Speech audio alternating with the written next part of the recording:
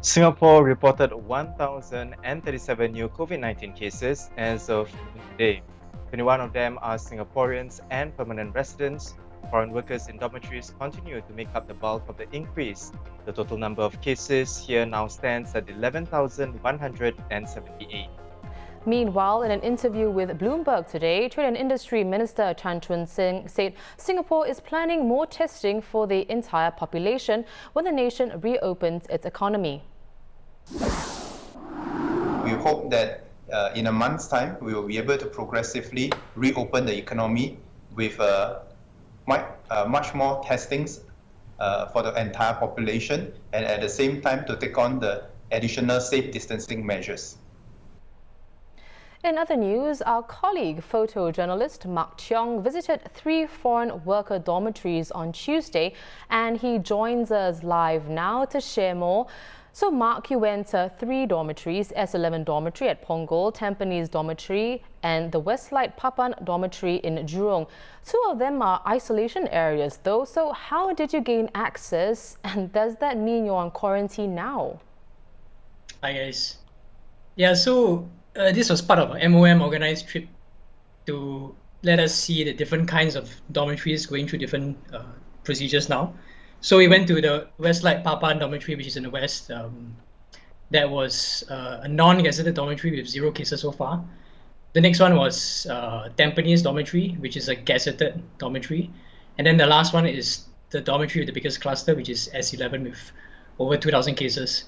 So it was a supervised trip where we got to see different things. For example, we could only see the rooms in the non-gazetted dormitories. So the next 2, we could only be in the common areas, observing various stuff, and if we wanted to interview workers, it would have to be downstairs. And Mark, what do you observe in all these 3 dorms? So what kind of conditions are the foreign workers living in? Say, their rooms, the toilets, and the food that they're given. So generally speaking, across all 3 dorms, the biggest difference you could see, if let's say you use the S11 dorm as an example. So maybe let's say 2 weeks ago, before or when the news just broke that it was gazetted, it looked quite chaotic with the crowds lining up for food. A lot of police were there, and it just looked more messy. But when we visited, it was really orderly and everyone was very compliant. So if the residents had to stay inside the rooms, they did.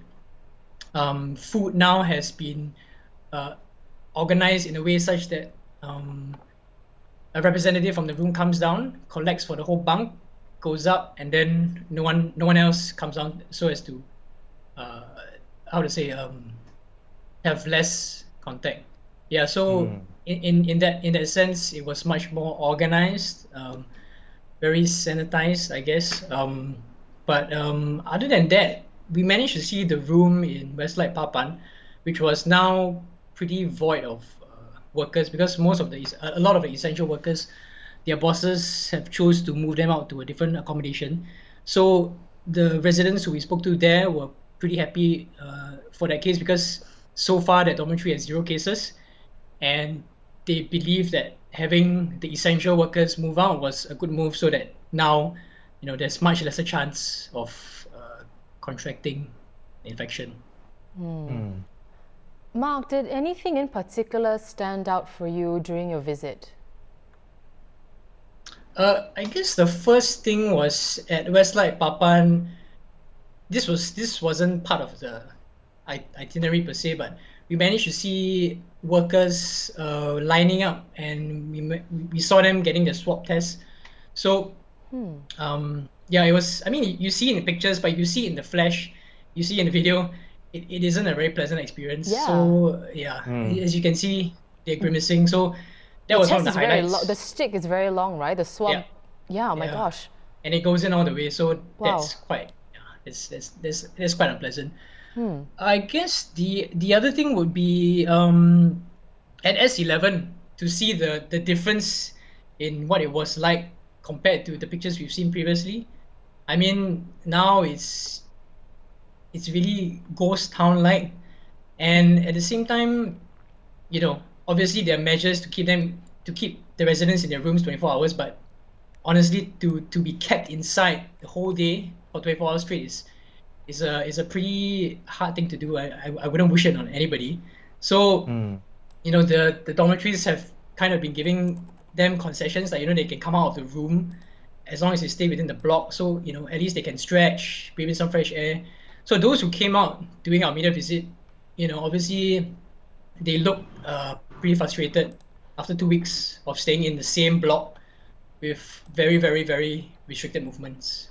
Yeah. Mark, on that note, we understand that you also spoke to some of them as well, some of these workers. What are some of the stories that they shared with you? Okay, so across all 3 dorms, we spoke to maybe 5 or 6 different workers, some face-to-face and some on the phone. So, I mean, the general sentiment was that they all agree that this lockdown is suitable and it is kind of a good solution for blocking out the virus. So they're all very compliant and they all think it's good.